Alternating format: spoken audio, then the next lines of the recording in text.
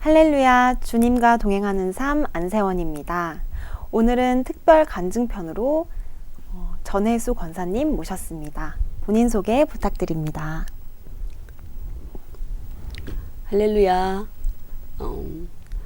먼저 이 자리에 올 수 있도록 자기 이름을 위하여 의의 길로 인도하신 하나님께 감사를 드립니다. 저는 안양 성전의 박달 2교구에서 수구역장으로 섬기고 있는 전혜수 권사입니다. 네, 이 프로그램에 출연을 결심하게 된 계기가 궁금한데요. 네. 제가 2019년에 목양신문에 저희 초대실 안에 제 글이 실리기 시작했어요. 그것도 정말 은혜로 그렇게 이제 실리게 됐는데, 실리다 보니까 또 이 교회 우리 GNTC 방송에 이런 프로그램이 있는데 한번 나오시면 어떻겠냐라는 그런 권면을 받게 됐습니다. 그래서 정말 그래서 여기에 이 자리에 이렇게 나오게 되었습니다. 네. 처음 간증을 하시는 것 같은데 네. 처음 간증하시는 심경이 어떠신지 말씀해 주세요.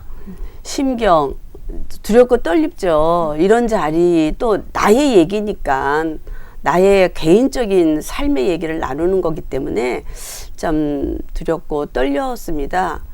그렇지만 그 권면하신 분의 의도는 뭔가 성도들에게 유익이 될 것이라 생각하고 권면을 해주셨기 때문에 순종하기로 그렇게 마음을 먹고 이제 기쁜 마음으로 이제 준비하게 되었습니다. 네, 신앙을 가지게 된 계기가 궁금한데요. 네. 언제부터 어떻게 신앙을 가지게 되셨는지 얘기해 주세요. 네. 저는 23살 때 주님을 인격적으로 만났다고 저는 생각이 듭니다.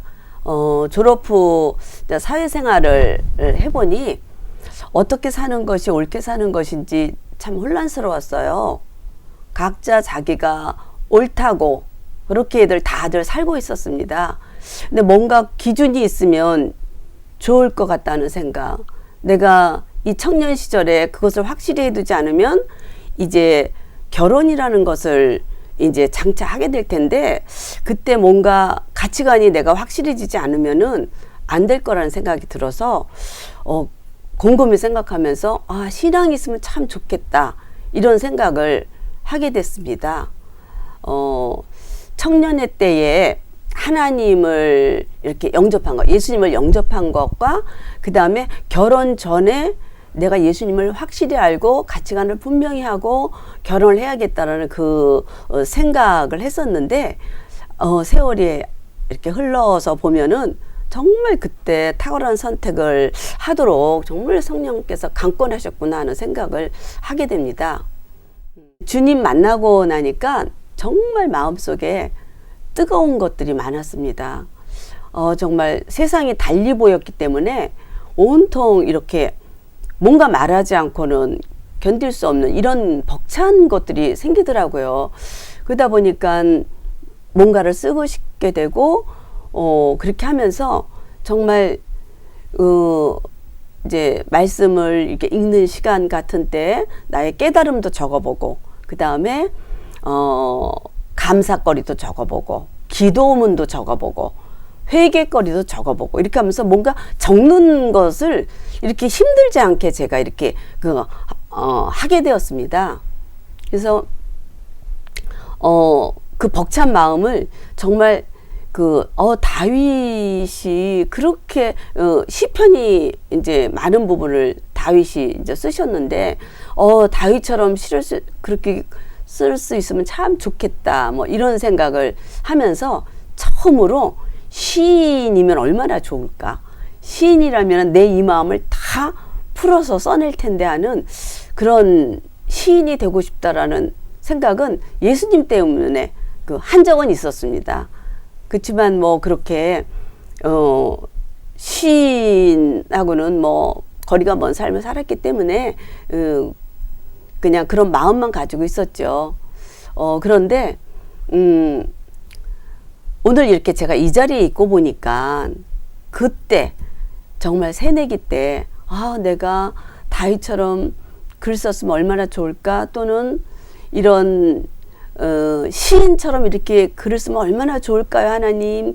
이렇게 하나님께 스쳐가는 말을 했는데 그 말을 귀담아 들으시고 40년이 지난 지금 하나님께서 응답하신 결과가 지금 제가 이 자리에 나와 있는 거라는 생각이 들었습니다. 진하게 글을 쓰게 된 계기는 또 있습니다.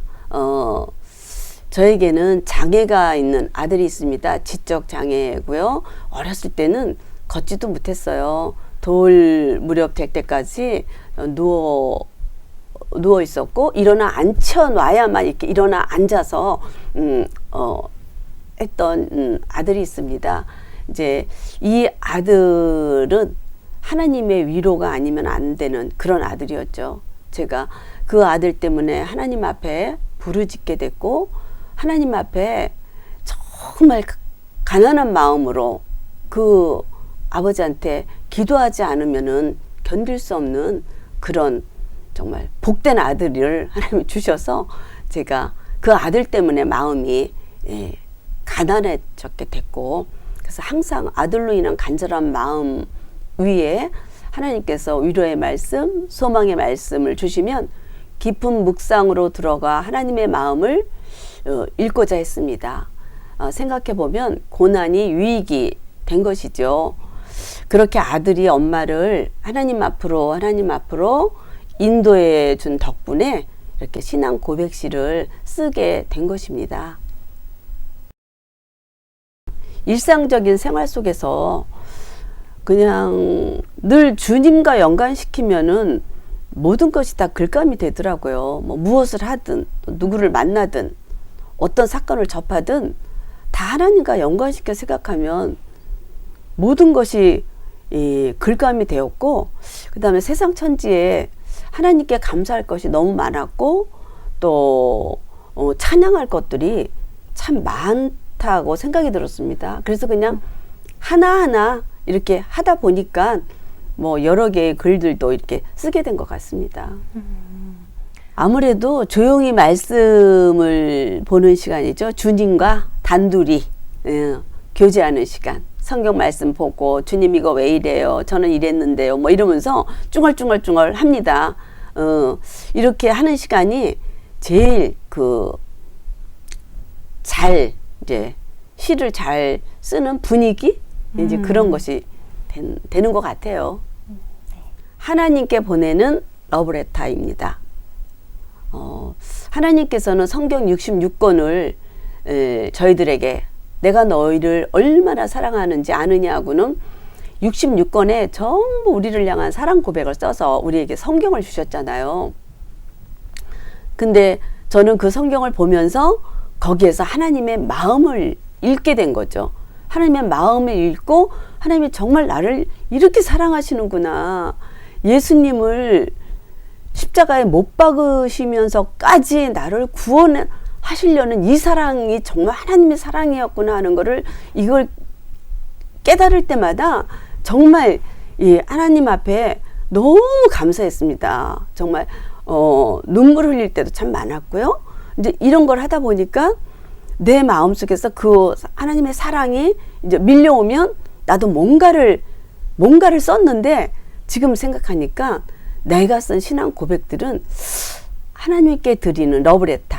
하나님, 나도 하나님 이렇게 사랑해요 라고 이렇게 글로써 조금씩 올려드렸는데 그것이 나에게는 시라고 하나님께 드리는 러브레터라고 생각합니다. 네, 그러면 시에 대한 정식 교육은 받으신 적이 있으신가요? 아니, 정식 교육 받은 적 없죠.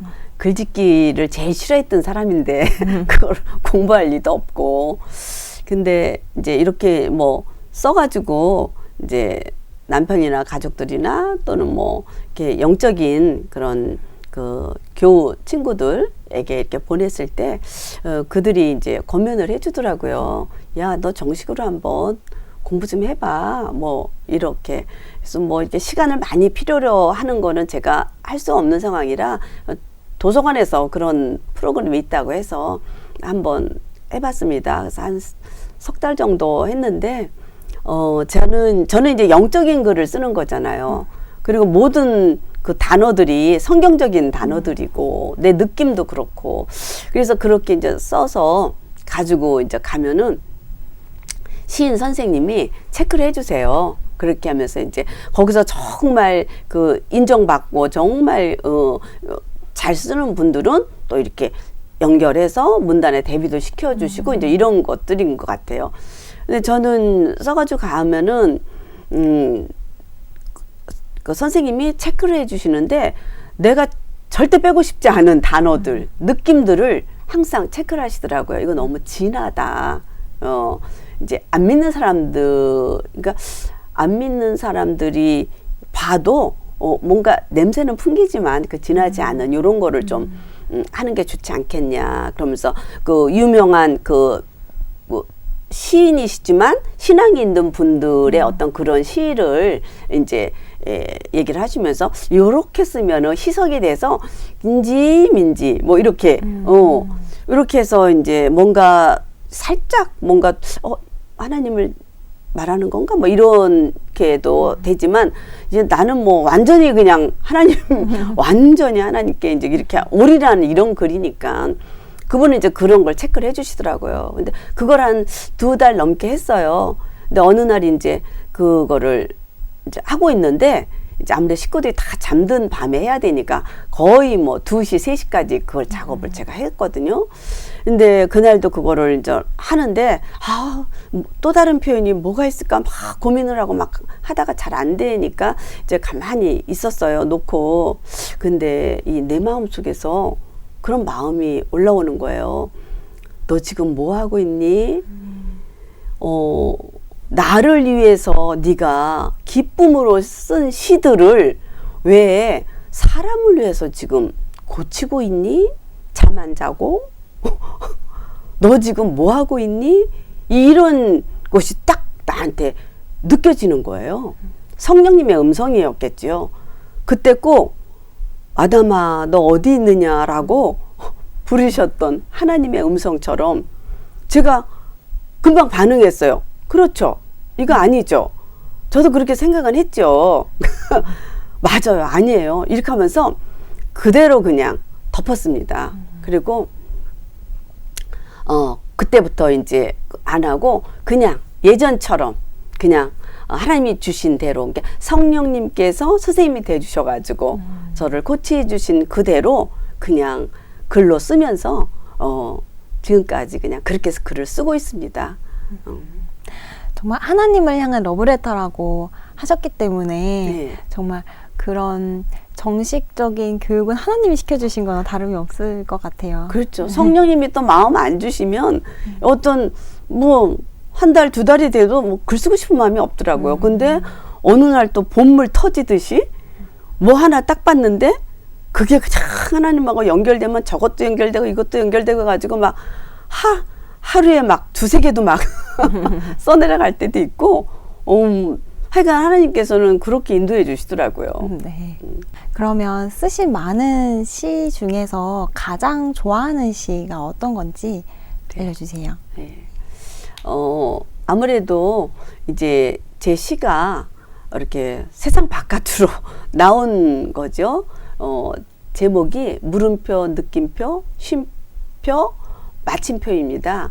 그래서 이것이 이제 극동방송 그냥 정오 프로그램 상큼한 오후라는 프로가 있었는데 그때 100일장을 한다고 뭐 관심 있는 분들은 많이 보내달라고 그래서 그때 한 작품을 이제 보내봤습니다. 근데 그것이 당첨이 됐는데 그것이 이제 대상 으로 이렇게 맨 마지막에 뭐 이렇게 부르는데 제 이름이 안 나와서 아이 그래 안 나오지 뭐 이렇게 했는데 아나운서가 조금 특이한 제목이라 그러면서 물음표 하는데 이제 제가 이제 금방 내 거네 이러면서 아들하고 같이 점심을 먹다가 이제 듣게 됐는데요.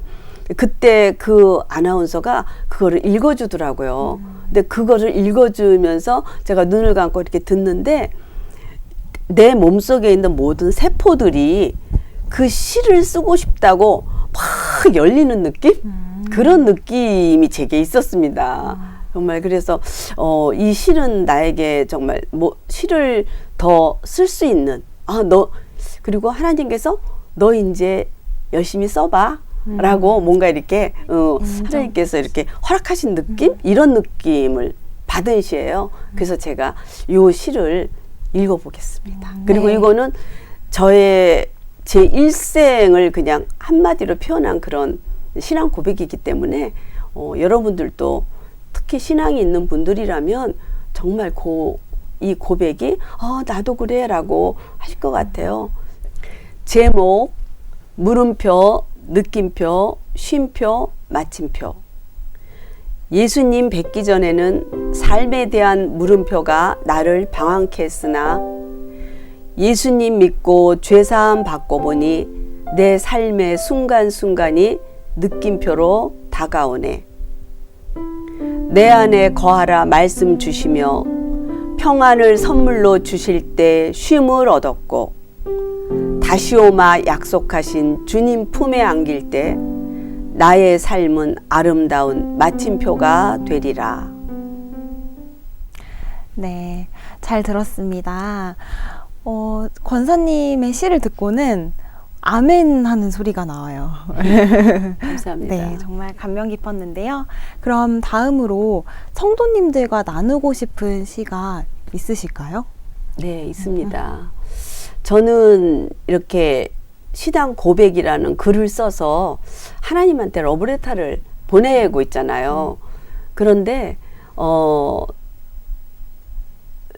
이 삶을 통해서 시를 쓰시는 분들이 있어요. 좀 하나님 만나고 하나님께 봉사하려고 마음 들이고 몸을 들이고 물질 들이고 뭐 이렇게 헌신하는 분들은 그분들 나름대로 시를 쓰고 있다고 저는 생각이 들었거든요.